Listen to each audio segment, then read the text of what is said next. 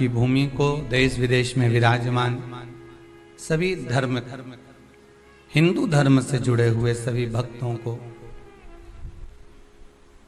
इस रक्षा सूत्र रक्षाबंधन की बहुत बहुत बधाई हो। बाबा कुबेर भंडारी आप सबको स्वस्थ रखे। श्रावण की पूर्णिमा आज व्रत शिव महापुराण की कथा को प्रारंभ करें। बहुत बहुत धन्यवाद देता हूं मैं। सुखी नाग शिव महापुराण है, कौमारे शिव महापुराण है, ऐसी सारी पुराणों को सुनते सुनते सुनते सुनते अब व्रत पर आ गया।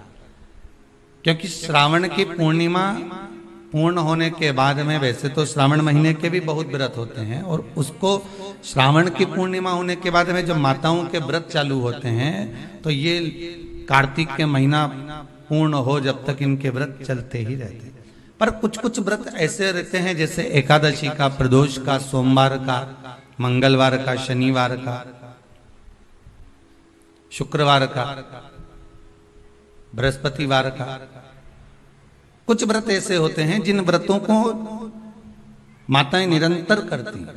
केवल ये नहीं कि तीज त्योहार आएगा तभी, ये तीज के व्रत अलग होते हैं। हरतालिका तीज, छोटी तीज, बड़ी तीज, चतुर्थी, छठ,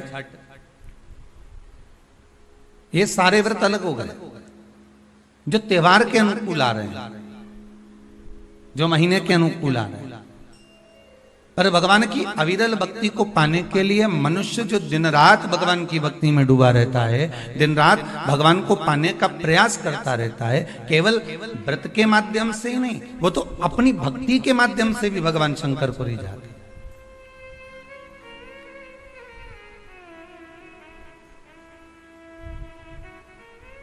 आज संपूर्ण विश्व में सबसे ज्यादा आनंद की बात तो यह है कि आज रक्षाबंधन का त्योहार है, और रक्षाबंधन का त्योहार होने के साथ साथ भी लोग राखी भी बनवा रहे हैं और टीवी खोलकर शिव महापुराण की, क्योंकि व्रत नहीं छूट जाए।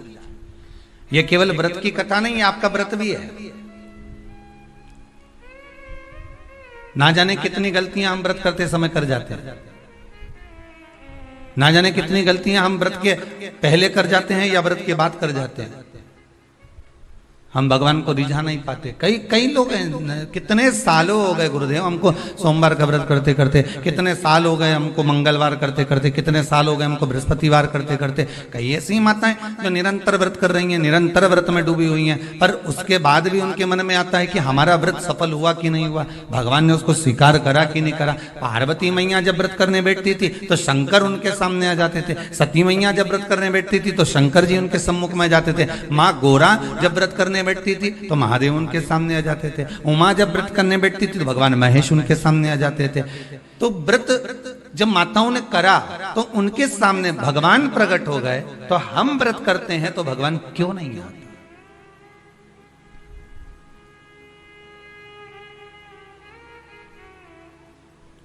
आप आए नहीं और सुबह हो गई, मेरी पूजा की थाली धरी की धरी रह गई। आखिर कारण क्या है? क्या कारण हो सकता? हम परमात्मा को इतना रिझा रहे हैं, हम परमात्मा को इतना मना रहे हैं, हम परमात्मा से इतनी विनती कर रहे हैं, निवेदन कर रहे हैं, उसके बाद भी अगर भगवान हमको ना मिले, उसके बाद भी भगवान हमारा ना सुने, तो फिर दुख तो होता है कि भगवान आखिर क्यों नहीं सुन रहा।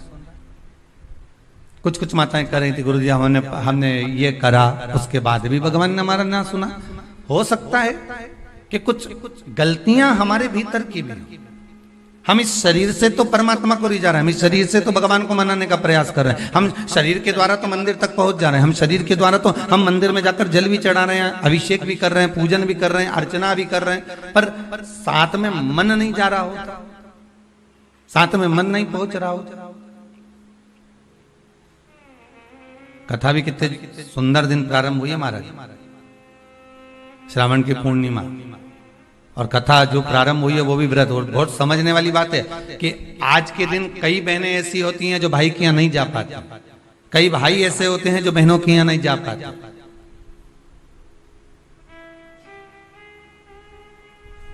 तो क्या इनका संबंध समाप्त हो जाएगा?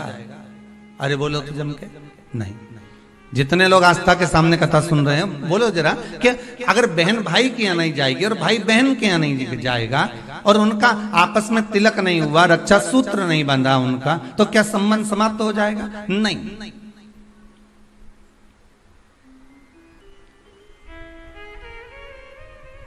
संबंध केवल शरीर का नहीं है, संबंध आत्मा का भी है।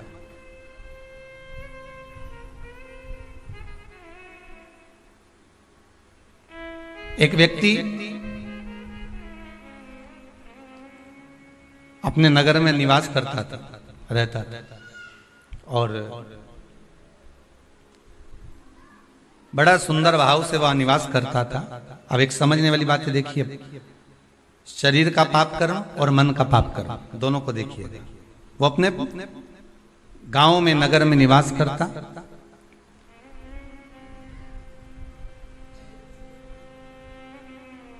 उसने जिंदगी में कभी कोई चींटी नहीं मारी, उसने अपने जीवन में कभी किसी का मन नहीं दुखाया, उसने अपनी जिंदगी में कभी किसी का धन नहीं खाया, उसने अपने जीवन काल में कभी किसी से असत्य नहीं बोला, उसने संपूर्ण जीवन काल में ना असत्य बोला, ना झूठ बोला, ना कपट करा, ना बेईमानी करी, ना प्रपंच करा, ना छल करा, ना कुछ बेकार कर्म करा, कुछ भी नहीं करा। इसके बाद भी वो जब प्राणों को त्याग कर गया तो नरक भोगना पड़ा। दृष्टांत सागर का ये बड़ा सुंदर चरित्र है महाराज।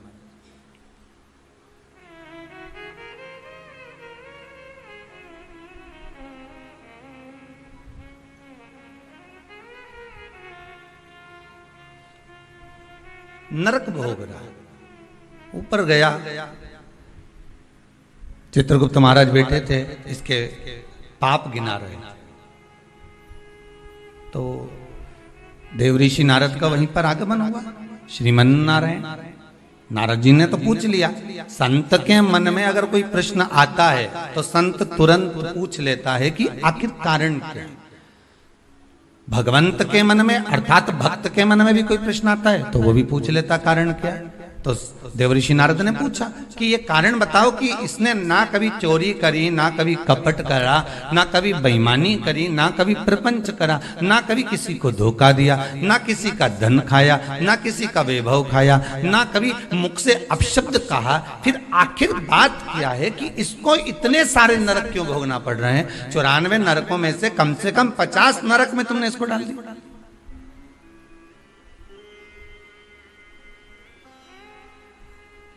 ये नरक में भेजने का कारण क्या है?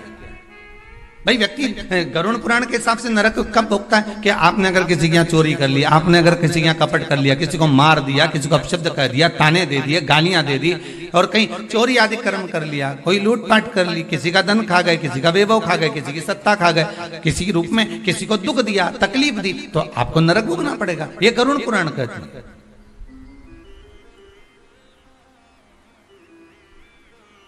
तो देवऋषि नारद ने पूछ लिया चित्रगुप्त महाराज से, धर्मराज से, ये बताओ कि इसने ये कुछ करा है क्या? तो क्या कुछ भी नहीं करा। इसने अपनी स्त्री को हाथ उठाया क्या? नहीं। इसने अपने बच्चों से कुछ कहा क्या? नहीं। बच्चों ने इसको कुछ कहा क्या? नहीं। इसने अपने माता पिता की सेवा नहीं करी क्या? करी। सब कुछ करा इसने। फिर नरक किस लिए दिया? नरक का कारण क्या है? क्यों नरक भेजा जा रहा है?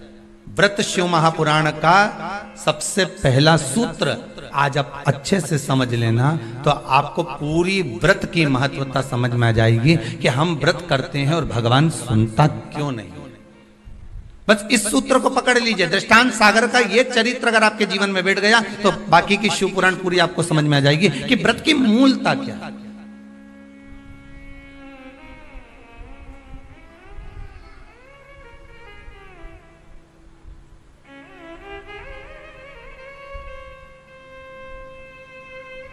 कारण क्या हो सकता? देवऋषि नारद ने पूछा तो धर्मराज बोले बस केवल एक कारण। कौन सा? जब ये बैठता था इस शरीर के द्वारा इसने कोई बेकार काम नहीं किया। इस शरीर के द्वारा ये कोई किसी को कपट नहीं करा, किसी का धन नहीं खाया, वैभव नहीं करा खाया, किसी को अपशब्द नहीं करा, इस शरीर के द्वारा कुछ नहीं करा। फिर बचा काहे से था? तो कहा इस इंद्री के द्वारा, मन के द्वारा। क्या करा मन से? तो क्या मन के द्वारा ये जहां बैठता था वहां मन में सोच लेता था कि ये कितना बेकार व्यक्ति है, इसने इसके साथ तो ऐसा हो जाना चाहिए, इसके यहाँ कितना वैभव इकट्ठा हो गया, इतना धन एकत्रित हो गया होगा, तो ये धन का करेगा क्या, इसके यहाँ तो ऐसा होना चाहिए कि डाका डल जाना चाहिए। इसने विचार करा, फिर विचार आया कि बताओ कितनी सुंदर स्त्री है, कितनी सुंदर नारी है, इतनी सुंदर नारी तो मेरे साथ में होना चाहिए।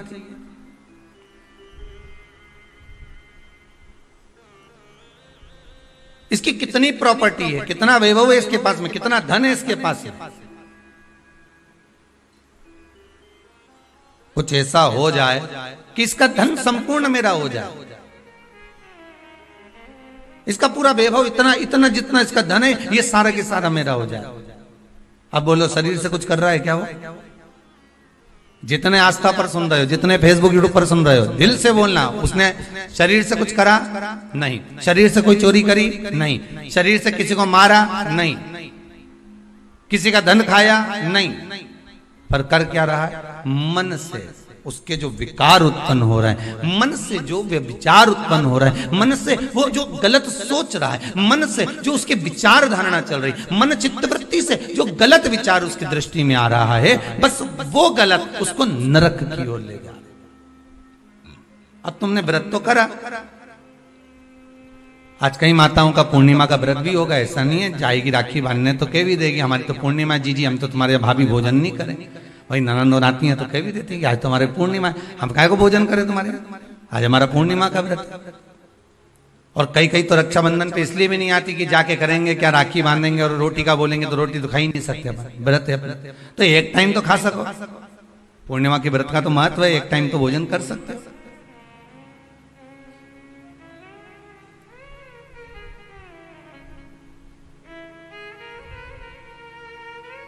अब तुमने व्रत तो करा, खूब जोरदार व्रत करा, सुबह से लेकर शाम तक कुछ नहीं खाया,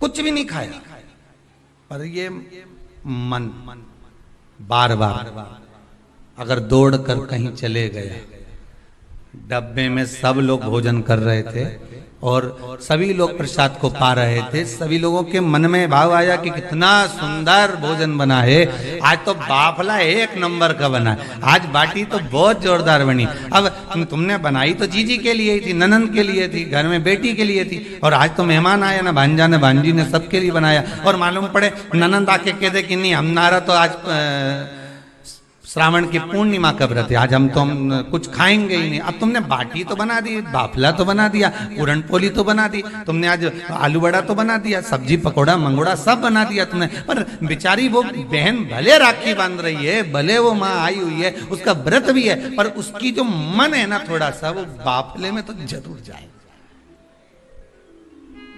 वो बाटी में तो अटकेगा थोड़ा ना।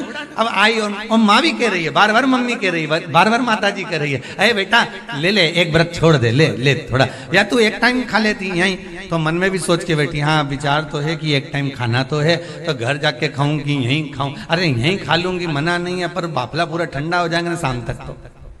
अब चित्तवृत्ति में अब वो बाफला ने बाटी ने मंगोड़ा ने आलू बड़ा ने सब अटका हुआ है, हृदय चित्त में राखी जरूर बांध रही है, पेड़ा भी खिला रही है, सब कुछ आरती भी उतार रही है, सब कुछ करे, पर चित्त वृत्ति तो वहीं अटकी है।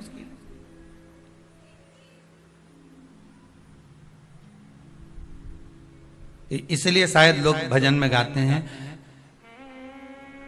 इसलिए कहते हैं कि श्री बांके बिहारी लाल गोपाल मन रखियो तेरे चरणन में, मन रखियो चरणन में, तन रखियो श्री वृंदावन। बस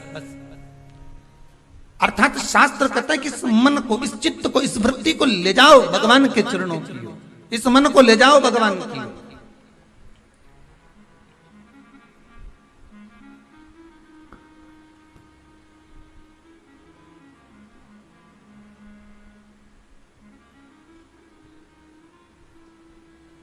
इस मन को परमात्मा तक ले जाओ।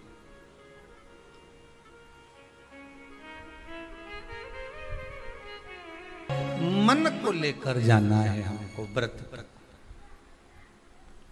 केवल शरीर का व्रत नहीं होना चाहिए।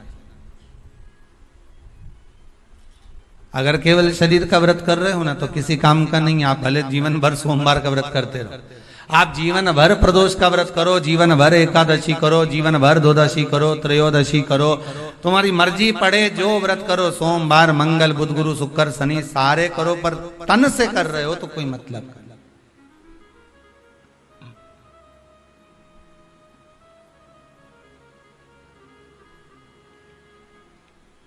कई लोग ऐसे भारी भारी व्रत करते हैं, शरीर को कष्ट देते हैं। किसको कष्ट दे रहा है? शरीर को।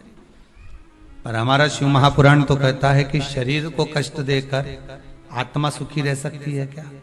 अरे बोलिए तो जम के नहीं।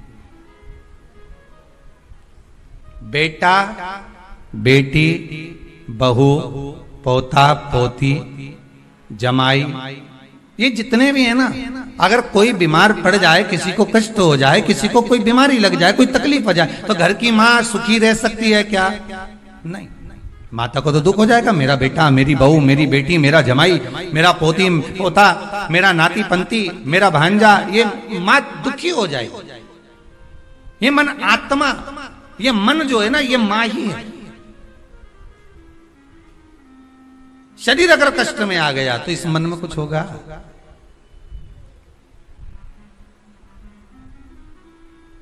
शिव पुराण कहती है बहुत अलमस्त रेखा कि यहां तक आपको पहले भी कथा में कहा, वल्लभ कुल की एकादशी करो, भले बकरी जैसे चरो पर एकादशी करो। बार बार क्यों कहते हैं इस बात के लिए कि आप ज्यादा भूखे रहकर और बहुत शरीर को कष्ट देकर मालूम पड़े शुगर और बीपी ऊंचा नीचा हो जाए और तुम हॉस्पिटल में पड़ी रहो, तो फिर उस व्रत का कोई मूल तत्व रहेगा क्या? नहीं। आत्मा का व्रत मूल है, मन का व्रत मूल है।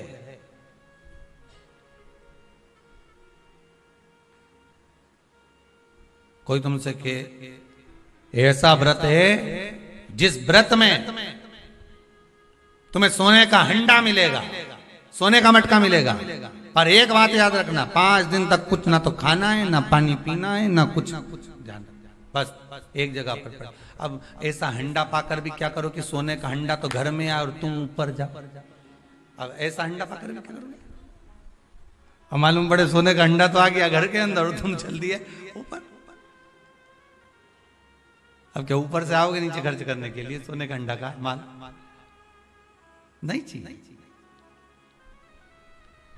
प्रथम सुख निरोगी काया, द्वितीय सुख घर में माया। ये दूसरे नंबर पर आती है माया। दूसरे नंबर पर आता है धन संपदा सत्ता वैभव, ये दूसरे नंबर पर। अभी बीच में जब ये कोरोना महामारी का कहर चल रहा था, अब तो थोड़ा बाबा की कृपा है विश्वनाथ की कि आप धीरे धीरे धीरे धीरे कोरोना महामारी धीरे धीरे जा रही। ये शंकर की कृपा मान। पर बीच में जब कोरोना महामारी का दूसरा जो पहर लहर चालू हुई थी, उस लहर में आपने सुना होगा कि ना जाने वो कहाँ के विधायक थे, तो वो मालूम पड़े चले गए। फिर अखबार में देखा, टीवी में देखा, वहाँ का मंत्री थे या विधायक थे वो चले गए, कहीं कोई चले गया। अब विचार करो जरा, एक विचार करना कि कितना रुपया चुनाव में खर्च करा होगा, कितना धन लगाया होगा, कितना अनाप शनाप पैसा लगाया होगा, और जीत हासिल हो गई और जीत मिल भी गई, और उसके बाद ये कोरोना महामारी में चले गए। अब बताओ ईमानदारी से, तो हंडे का करोगे क्या? अब वो सोने का अंडा का कोई काम है?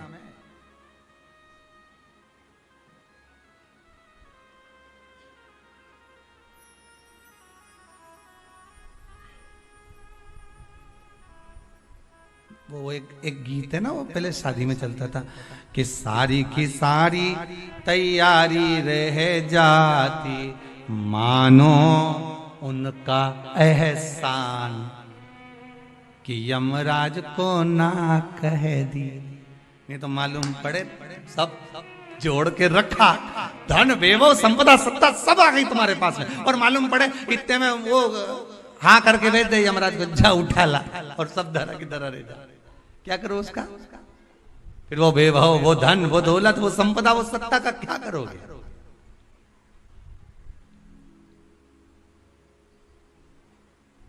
प्रथम सुखे निरोगी काया। आप अगर सुखी हो तो वो सबसे बड़ा हंडा है सोने का। स्वास्थ्य अच्छा है ना आपका?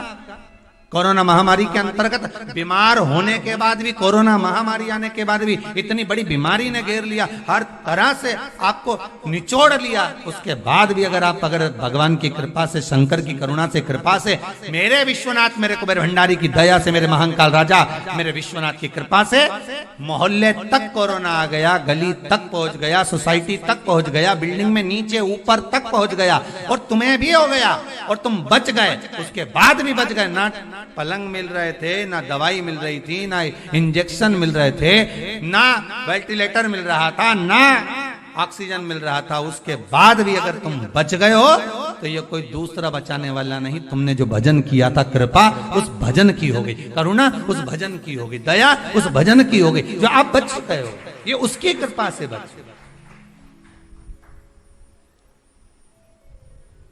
ये उसकी कृपा है। वो कहते हैं ना, मनुष्य कर्म करने में तो मनमानी कर सकता है, मनमानी आप कर्म करने में कर सकते हो, मैं तो ये करके रहूंगा, जाओ क्या कर लोगे, क्या बिगाड़ लोगे मेरा?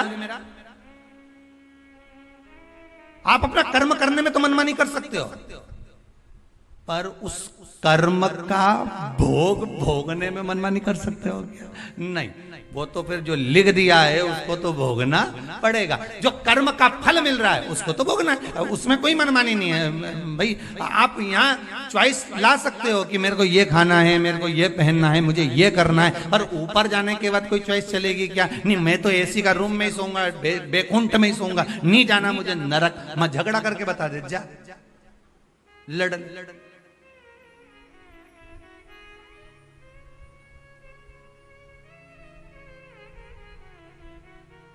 नहीं, मेरे लिए तो तुम रसगुल्ला ही लाओ, मैं तो नहीं। अब अभी तो आज बहन राखी बांधने आई होगी तो भाइयों भी कह दे, डब्बा लाई क्या मिठाई का, कौन सी लाई, बंगाली लाई कि कौन सी लाई, बता रहा है कि मावा की लाई, कौन की दुकान से लाई, बता, उसका नाम भी बता, डब्बा पे पड़ रहा है, हाँ लिखी है, देख ली उसमें। अब फिर ये भी देख रहा है कि सोन पपड़ी लाई कि मावा की लाई, वो भी देखो, क्योंकि भाइयों भी बड़ा चतुर रहे, डब्बा देख के लिफाफा बना है। सोन पपड़ी का अगर डब्बा लाई है तो 100 या 200 का, और अगर मावा की लाई है तो फिर 500 का, और अगर बंगाली लेके आई है तो 1000 का लिफाफा यूज कर, मतलब लिफाफा भी डब्बे से चले।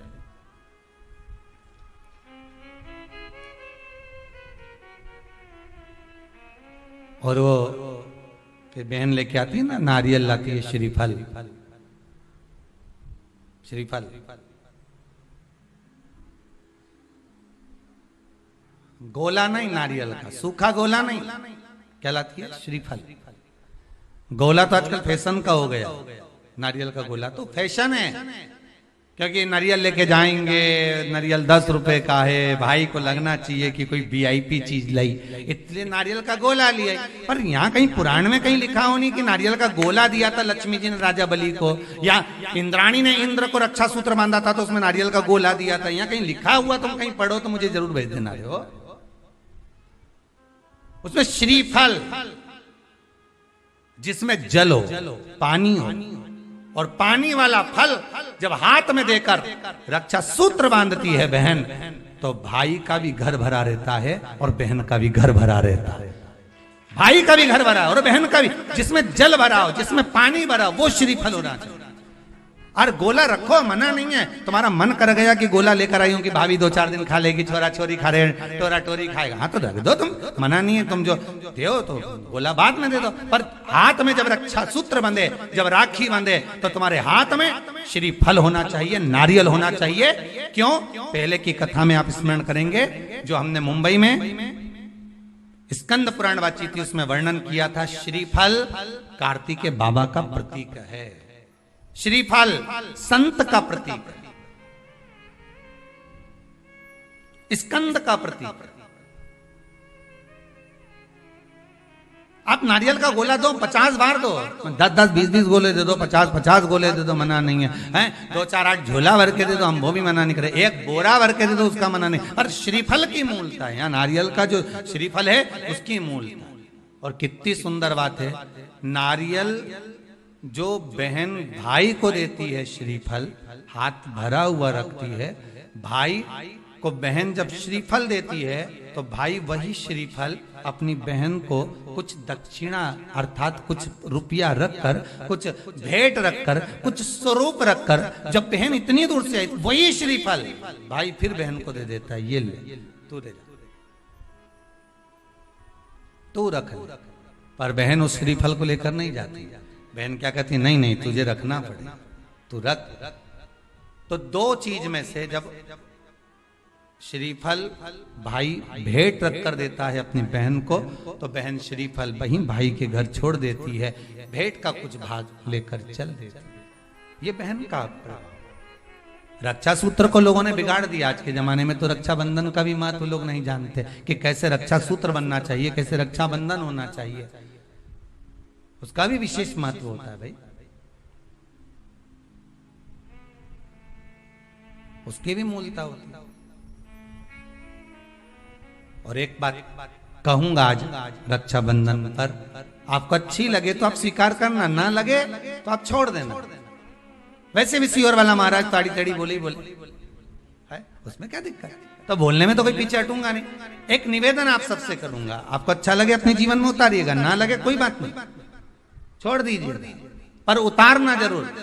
बहन से प्रॉपर्टी के चक्कर में कितना भी झगड़ा चल रहा हो, बहन का भाई से एक मकान के चक्कर में कितना भी झगड़ा चल रहा हो, संपदा के चक्कर में कितना भी झगड़ा चल रहा हो, तो भी निवेदन करूंगा, बहन और भाई तुम खूब लड़ो प्रॉपर्टी और जमीन के लिए, पर रक्षाबंधन के दिन कम से कम एक दूसरे के नहीं भी जाओ तो फोन लगाकर जीजी और बहन भाई से, भाई बहन से एक बार तो बात कर लो, क्योंकि धन अपनी जगह रह जाएगा साहब, वहां धन नहीं जाने वाला, आपका व्यवहार जाने वाला, आपका प्रेम जाने वाला। माना उसने कुछ भी करा हो, अदालत में केस लगा दिया हो, 25 केस चल रहे हो अदालत में, 50 बार तुम्हें पेशी पर जाना पड़ रहा हो, 50 बार झगड़े हो गए, 50 बार तलवार लेकर खड़े हो गए, डंडे लेकर खड़े हो गए, एक दूसरे को मारने को तैयार हो गए, पर निवेदन है, एक माता के गर्भ से तुम जन्मे हो, कम से कम उस माता के दूध का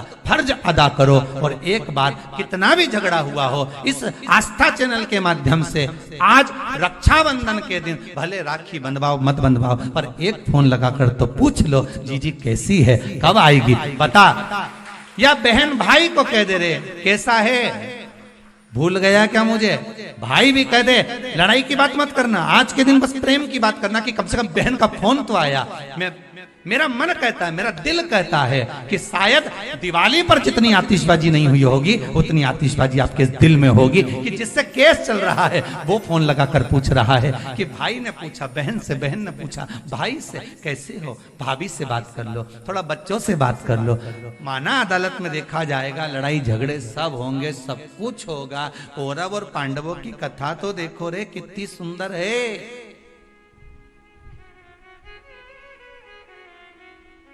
कितनी सुंदर है।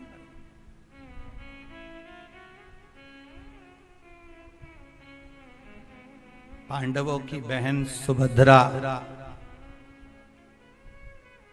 राखी बांधने कौरवों को जाती है, कौरवों की बहन राखी बांधने के लिए पांडवों को जाती है। जरा विचार करिए,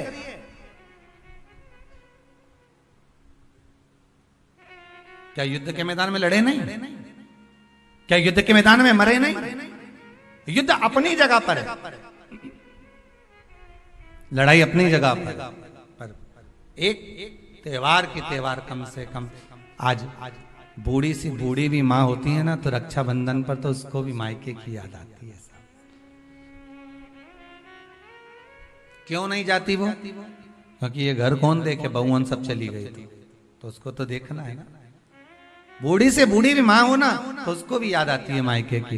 वो बहू से कह देती है ले लिफाफे में थोड़ी सी 2 राखी रख दे और हमारा दोनों भाइयों के लिए कोरियर कर दे। 5 दिन 8 दिन पहले से कह रही है भेज दी क्या बेटा, भेज दी क्या बेटा? हाँ मम्मी भेज दी। अब वो पहुंच जाए, उसमें एक पत्र लिख के डाल दे कि बंधवा लेना, हो थारी बुआ ने भेजी है, बंधवा लेना, तेरी बहन ने भेजी है।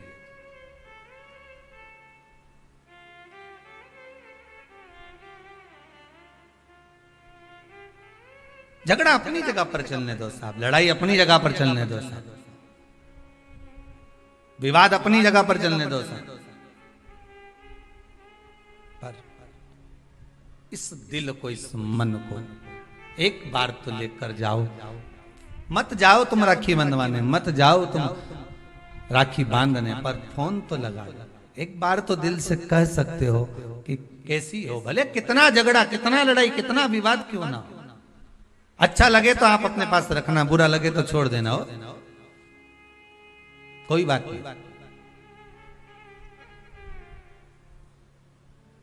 और दोनों के मन में ये बात भी नहीं आना चाहिए जब फोन लगाएं तो कि समझौते के लिए लगाया होगा या धन के लिए लगाया होगा। ये भी मन में भाव मत लेकर आना, वो तो इसलिए लगाया है कि सियोर वाला महाराज बोला है। और तो शंकर जी आज्ञा कर रहे हैं। शंकर शिव पुराण से व्रत शिव महापुराण की कथा श्रावण के इस पूर्णिमा के दिन रक्षाबंधन पर जो प्रारंभ हुई है, हो सकता है ना जाने कितने भाई बहन इस कथा के माध्यम से वापिस जुड़ जाएं, उसकी प्रसन्नता रहेगी साहब। आप कर लो एक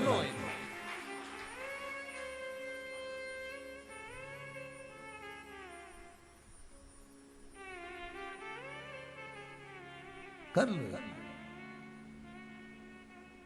और टालना मत ही। तुम तो अभी कथा चलते चलते में कर लो रे, कई दिक्कत नहीं, कथा अपनी चलती रहेगी। तुम तो एक बार फोन लगा के बोल दो जीजी कैसी है बस, और जीजी बोलते भाई कैसा। जिसके यहाँ झगड़ा हो प्रेम, बस एक बार फोन लगा के बस कथा होती रहेगी। ये तो चलेगी 2 बजे से 5 बजे तक, तुम इसकी चिंता मत करो। तुम तो लगा लो, आज अपन त्योहार ही मना ले आज अच्छा से, तुम तो लगा।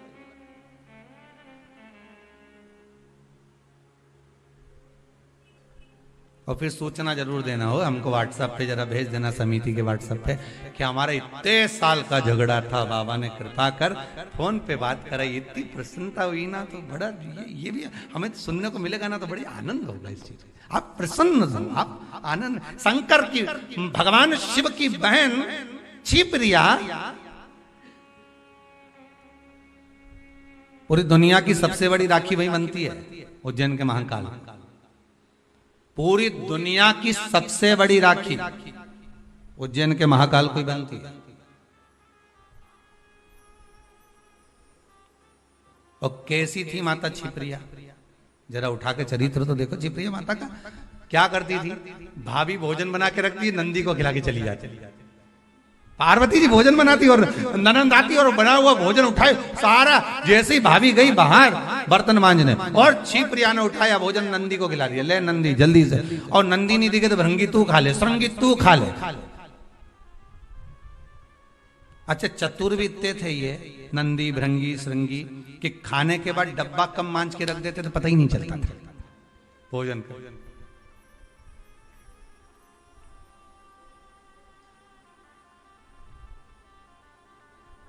पर भाभी की कितनी बारंबार परीक्षा माता छिप्रिया ने ली। माता छिप्रिया ने कितनी बार छिप्रिया ने परीक्षा ली है, भगवान शिव की भी और साथ में भाभी की भी, पार्वती मैया की।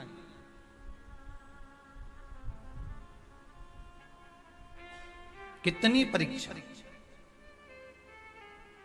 और उसके बाद जब दूषण नाम के राक्षस के साथ युद्ध हुआ भगवान शंकर का, और शिव जी ने कह दिया कि दूषण नाम के राक्षस का संहार करना है, पर इसके रक्त से जो दूषण और उत्पन्न हो जाएंगे, इनको मारने के लिए, इसके रक्त को धोने के लिए मेरी बहन छिप्रिया को बुलाइए। तो छिप्रिया को क्यों?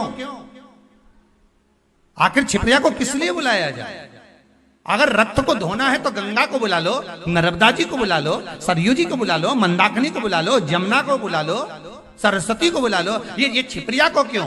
शंकर जी कहते हैं सारी नदियों ने तप करा, सारी नदियों ने तप करा और भगवान से वर मांगा। यमुना जी ने वर मांगा कि ठाकुर इस भूमंडल पर रहूं, आपके चरणार विंद की रज मिलती रहे। गंगा ने वर मांगा मेरा नाम आपके नाम के साथ जुड़ा रहे। मंदाकिनी ने वर मांगा मुझे राघव के चरण मिले। सरयू जी ने वर मांगा मुझे राम जी के चरणार विंद मिले। राम अगर अपने प्राणों को भी त्यागे तो मेरे जल में ही त्यागे, ये सरयू जी ने मांगा। पर केवल एक नदी ऐसी है, नर्मदा जी ने भी मांगा मेरा कंकर संकर बन जाए। केवल एक नदी ऐसी है जिस नदी ने 33 कोटि देवताओं से कुछ नहीं मांगा, और वो नदी नहीं शंकर जी की बहन। शंकर जी क्या मांगते तुमसे? भोलेनाथ जी ने कभी तुमसे कुछ मांगा कि मेरे यहाँ 1 किलो मिठाई का डब्बा लेके आओ रे? शंकर जी कभी बोले कि मेरे यहाँ तुम ये लेके आना, ने सोना लाना, ने चांदी लाना, ने अंबारी लाना, ना ये लाना? शंकर जी तो कहे तुम आ जाओ, 1 लोटा पानी हो तो चढ़ा जाओ, दूध हो तो दूध, दही हो तो दही, नहीं मिले तो बेलपत्र, बेलपत्र भी नहीं ला सको तो मेरी उठा के मुझ पे चढ़ा दो, और इतना भी नहीं ला सकते तो 3 बार ताली बजा दो। ये भी नहीं कर सकते तो शिखर का दर्शन कर लो, और ये भी नहीं कर सकते तो मंदिर के सामने से निकल जाओ। बस इतना तो कर सकते हो, नहीं गाड़ी ली ना भुड़ भुड़ करे देखता वो निकल जाए, बस उतने में समझ जाए बहुत है। अरे जिससे स्नेह होता है ना, जिससे प्रेम होता है, मेरे शंकर को अगर आप स्नेह करते हो, प्रेम करते हो, शिव के प्रति समर्पित हो, शंकर के प्रति आपका वात्सल्य, आपकी करुणता, आपका आनंद शिव से अगर जुड़ा हुआ है, तो मात्र गाड़ी लेकर भी निकल गए तो वो देख लेगा कि गया है अभी यहां से हो, और तुमने देख लिया बैठा है महादेव के अंदर, उतना ही बहुत।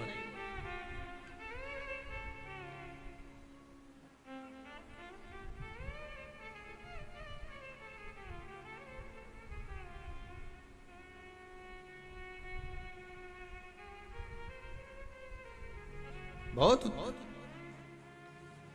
उसमें मिल जाएगा। एक वो कथा कहती है ना कि नियम अगर धारण करा है तो कुछ ना कुछ तो मिला है। नियम अगर धारण करा है तो कुछ ना कुछ तो मिला है। कथा पढ़ने में आई थी कि एक व्यक्ति जो खेत जाया करता था, अपना काम किया करता था, एक बार किसी गुरुजी ने कह दिया कोई नियम ले ले, तो उसने कहा कौन सा नियम लूं? अरे कुछ नियम ले ले या व्रत कर ले। तो कि व्रत तो मेरे से बने नहीं, काम इतना खेत मेरे, कोई व्रत बने तो एक व्रत ऐसा धारण कर ले कि नियम ले ले कोई ऐसा कि भगवान का दर्शन करूंगा, ये करूंगा, वो करूंगा, गंगा का स्नान करूंगा, कोई तो नियम ले। उसने कहा अच्छा एक नियम ले लूं। तो क्या हाँ कौन सा? तो क्या मेरे पास में कुमार रहता, बिल्कुल घर लगा लगाया, उसका मुंडा देख लूं सुबह सवेरे, बस एक बार दिन भर में 24 घंटे में एक बार देख लूंगा, नियम पूरा। हाँ ये नियम ले ले, पर उसके बाद ही तू भोजन करेगा। हाँ ठीक है, मैं कुमार का मुंह देखूंगा तब भोजन करूंगा। उसने नियम ले लिया, पास के पास तो रहता ही है, कर ले। ऐसा नियम धारण करा, ऐसा करा, पत्नी के लिए रोटी खा लो, पति के अब भी आया, छत पे चढ़ा, कुमार का मुंह देखा, भोजन करा तुरंत।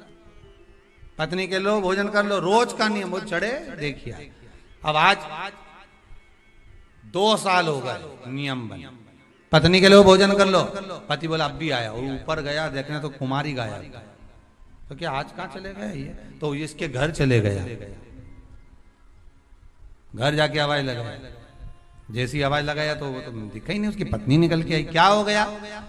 पति कहाँ है तुम्हारा? क्या वो तो मिट्टी लेने गए। तो मिट्टी तो वो इतने दिन की लेके आते थे हमेशा, और रोज तो दोपहर में जाते थे, आज इतनी जल्दी कैसे चले गए? पता नहीं कहाँ गए, पता नहीं। वो ढूंढता ढूंढता ढूंढता ढूंढता चले गए सीधे वन में, जहां पर वो मिट्टी खोद रहा था, और कुमार जहां मिट्टी निकाल रहा था, ये वहीं पहुंचा। जैसे कुमार ने फिर मिट्टी को खोदा, उसके अंदर से एक सोने का हंडा निकला। हंडा जैसे ही निकला, कुमार खुश हो गया, ये गया, और जाते से ही इसने इसका मुंह देखा कुम्हार का। देखते से इसको तो इतनी भूख लग रही थी, ने जम के चिल्लाया देख लिया, और जो बोला देख लिया, और भागते भागते गया। कुमार ने सोचा हंडा देख लिया, अब कुमार वो अंडे को छुपा के कपड़े में इसके हाथ दौड़ दौड़ कर जा, अरे रुक तो जा, अरे रुक तो जा, मैं दे रहा हूँ, रुक तो जा। वो के देख लिया और के दे रहा हूँ, रुक तो जा करते करते कुमार के यहाँ से दौड़ता कुमार इसके पीछे, और ये अपने घर में गया, पत्नी से कहा जल्दी रोटी दे, और ये जीमने के लिए बैठा। कुमार आया, भाई देख आधा तू रख ले, आधा मैं रख लूं, पर किसी से मत कहना। इसने कहा क्या आधा आधा करना, ये मेरे को जो सोने का अंडा मिला ना, तूने तो क्या देख लिया, आधा सोना इसको मिल गया, आधा उसको मिल गया। वो व्यक्ति खेत पर जो काम करने वाला था वो गुरुजी के पास गया, गुरुदेव आपने कहा था एक नियम बना लो, अगर वो नियम भी अगर तुमने बना लिया तो भगवान कहीं से भी दे देता है, देता जरूर है, पर नियम तो बनाओ, कोई एक नियम तो धारण करो। एक नियम बनाओगे ना तो भगवान दे देगा, पक्का है, पर बनाओ तो।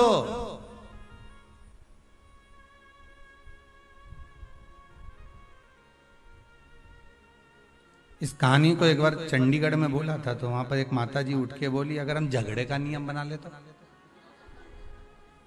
हमने कहा ये बनाने की जरूरत का है, झगड़े का नियम ये तो बना बनाया है रोज का, प्रतिदिन का ही, अब इसको बना के क्या करोगे, है इसको बनाओगे भी तो क्या करोगे। नियम बना, व्रत वास। आखिर ये छिप्रिया ने शंकर भगवान की बहन छिप्रिया, आखिर इसकी इतनी बलता कैसे आ गई, इतनी प्रबलता कैसे आ गई।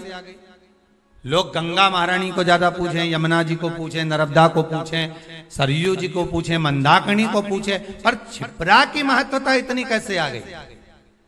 तो कहा ये कोई साधारण नहीं है, गंगा का जल बुलाते तब ये दूषण नाम के राक्षस का जो रक्त है उसको धोते, या यमुना जी को सरयू जी को बुलाकर धुलवाते, पर मेरी बहन छिप्रिया आएगी जल के वेग में आएगी, उसको ही क्यों। तो कहा उसने आज तक कुछ नहीं मांगा, कुछ भी नहीं। कितना सुंदर संवाद है। आज रक्षाबंधन पर छिप्रिया का चरित्र बहुत ध्यान से सुनना। उज्जैनी जाओ ना तो महाकाल की नगरी में तो छिप्रा का दर्शन कर कर आया करो। उज्जैन महाकाल की नगरी में जब जाओ तो माता छिप्रा का दर्शन करो कि ऐसी बहन नहीं मिलेगी जिसने अपने भाई से कभी कुछ नहीं मांगा, और उल्टा अपने भाई के लिए जब देख लिया कि दूषण नाम के राक्षस ने 84 रूप रख लिए हैं तो क्या करूं मैं, करूं क्या। शंकर भगवान के सामने खड़ी हुई छिप्रिया कहती है मुझे आने में देरी हो गई भैया, तो चिंता मत कर, मैं तुझे 84 टुकड़े में काट देती हूं।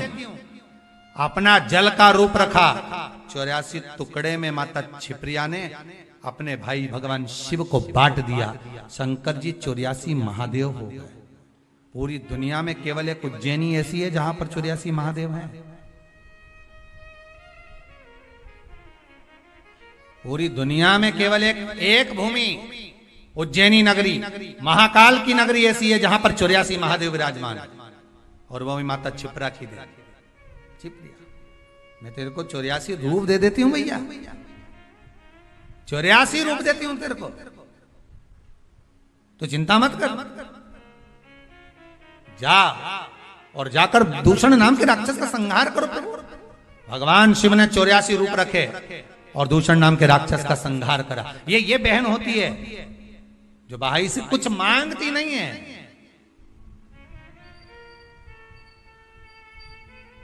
कुछ नहीं चाहिए। बहन तो कहती है मुझे क्या चाहिए, तुम दे भी दोगे साड़ी तो क्या करूंगे, मेरे पास तो पहले से बहुत सारी पड़ी है, क्या करना भैया।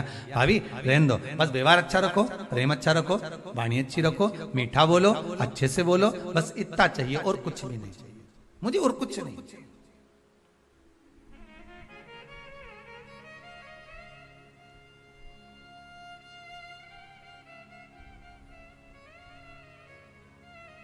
बहुत निवेदन है, बहुत निवेदन।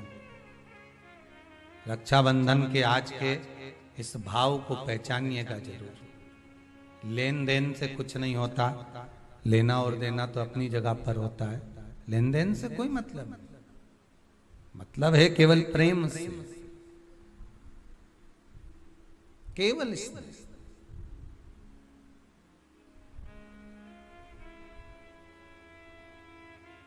भाई को लगे बहन इतनी पैसे वाली है, पति इतना कमा रहा है और भतीजों के लिए जरा सा सामान नहीं लाई, थोड़ा सा सामान लेकर आ जाना था अपने भतीजा भतीजी के लिए। तो भाइयों से निवेदन है, बहन से ये आशा मत रखो कि भतीजों के लिए कुछ लेकर आशा ये रखो कि बहन हमारे दरवाजे पर आ जाए। पहले भी कहा, फिर कहते हैं, गाय बेटी, बहन बेटियां, गौ माता और संत ब्राह्मण। संत ब्राह्मण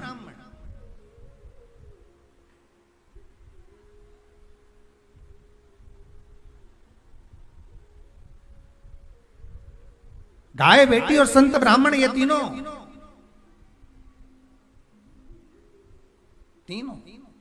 ये तीनों का बड़ा बड़ा महत्व। और ये तीनों राखी से जुड़े हुए हैं, तीनों रक्षाबंधन से जुड़े हुए महाराज जी। आज के दिन बहन तो भाई को राखी बांधती है, अपनी जगह पर है, पर आपने कथा में सुना होगा इंद्राणी ने भी इंद्र को रक्षा सूत्र बांधा था गुरुदेव के कहने पर कि ये रक्षा सूत्र बांध कर भेजिए इंद्र को। तो इंद्राणी कहती है मैं धर्म पत्नी हूं उनकी। तो क्या हुआ, आप रक्षा सूत्र बांधिए। अगर धर्म पत्नी रक्षा सूत्र नहीं बांध सकती तो यहां शास्त्र कहता है इंद्राणी ने इंद्र को युद्ध में विजय होने के लिए दिया था रक्षा सूत्र, बांधा था।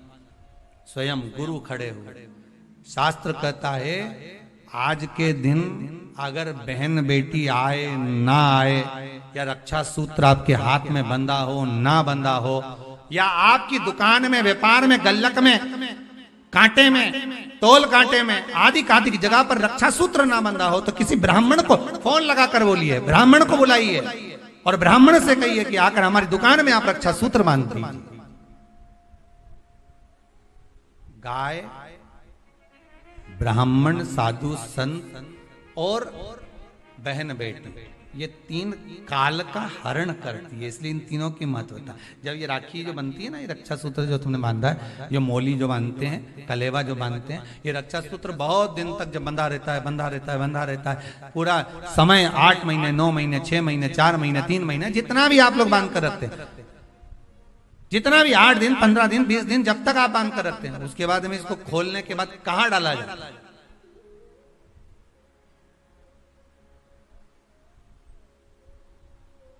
कहां दिया जाता है?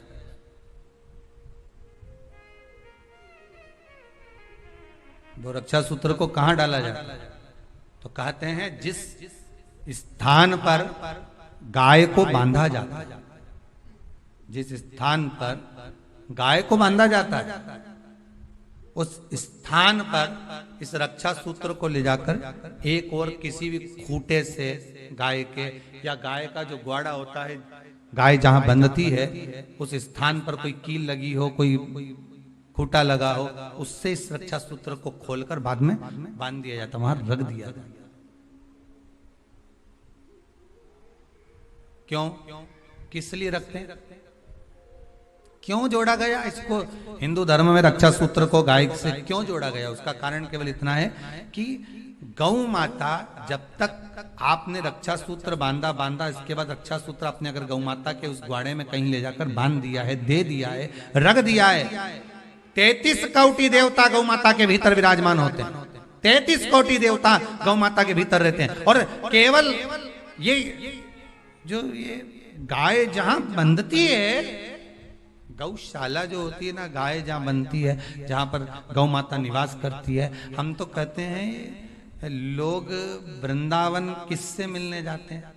जम के बोलिए जरा। भगवान कृष्ण, ठीक है। और भगवान कृष्ण किसको चराने जाते हैं? गौ माता। मतलब तुम कृष्ण जी के पीछे और कृष्ण जी गौ माता के पीछे। क्यों? तो उसका सीधा सीधा प्रसंग है कि गाय के ग्वाड़े में, गाय के उस आंगन में, गौशाला आदिक आदिक में जहां गाय बनती है, उस जगह पर अगर आपने रक्षा सूत्र बाद में बांधने के बाद 8-15 दिन, महीने बाद, 2 महीने, 4 महीने, 6 महीने, 8 महीने के बाद में आपने वहां बांध दिया, रख दिया, तो जिसके हाथ में बंधा होता है उसकी रक्षा स्वयं गौ माता में विराजमान 33 कोटि देवता करते हैं। उसकी रक्षा का सूत्र फिर वो समाज, फिर वो आपके नहीं, फिर वो समाज। कोई बड़ा काल आ रहा है, कोई बड़ा एक्सीडेंट होने वाला है, कोई ग्रह बेकार हो गया, उसको फिर संभालेगा कौन? वही गौ माता। गाय, बेटी और संत, ब्राह्मण, साधु, सन्यासी, तपस्वी, साधक, उपासक ये संभाल लेते, ये संभाल। एक नियम ले लो कोई भी, एक साधना, एक व्रत करो, मना नहीं, पर शरीर से नहीं। कहा इसको नरक क्यों भेज रहे हो? इसने क्या कर दिया ऐसा नरक भेजना पड़ रहा? क्यों भेज रहे हो? किस लिए भेज रहे हो?